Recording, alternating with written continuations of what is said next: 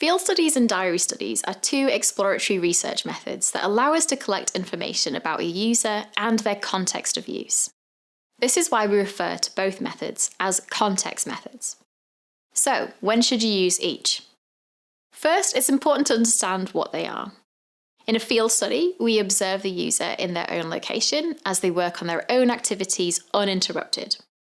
We record what the user is doing by taking notes, and we might also video record or take photographs to document the behaviour within that environment. After the observation is over, we may conduct an interview to learn more about the rationale behind certain things we've observed. In a diary study, a participant records their thoughts, feelings, and behaviours over a period of time.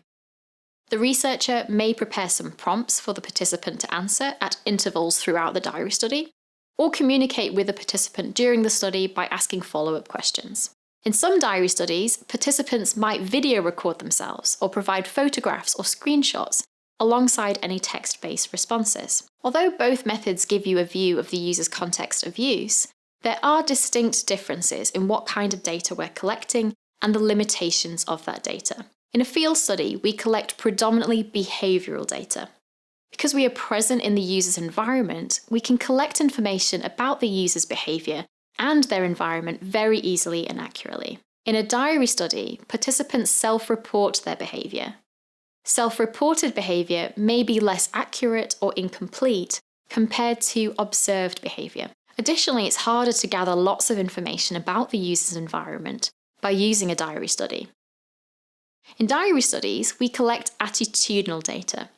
Participants share their thoughts and feelings and reported behaviour, which are all examples of attitudinal data. We do this over a longer period of time than a field study typically, so we can learn how the experience changes over time. So, field studies collect predominantly behavioural data, diary studies collect predominantly attitudinal data. Field studies are typically shorter and diary studies are typically longer studies.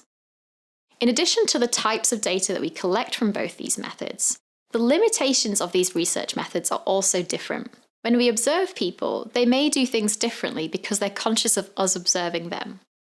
This is known as the observer effect, or the Hawthorne effect, and it's one of the main limitations of field studies. We can try to minimize the effect by observing for longer periods of time, not having obvious recording equipment, and making the participant comfortable with the purpose of the observation. Diary studies have different limitations. If participants are completing diary study entries after an event has happened, then the entry may be subject to recall bias, as participants may not remember the exact details of the event they're supposed to be reporting on. Diary study participants might also selectively report certain things and neglect to mention other items, and they may experience fatigue or boredom with reporting over longer periods of time.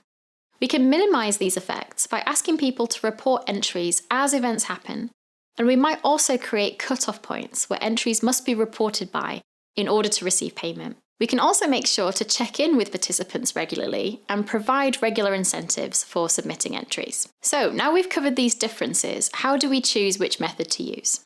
Since field studies collect behavioural data and information about the environment, you should run this type of study if you want to know what a user's environment actually looks like and how that environment shapes how tasks are done.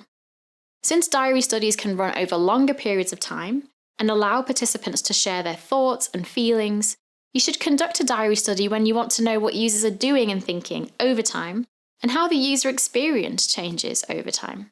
You can learn more about both these methods and other qualitative research methods in our 5-day course, the Qualitative Research Series.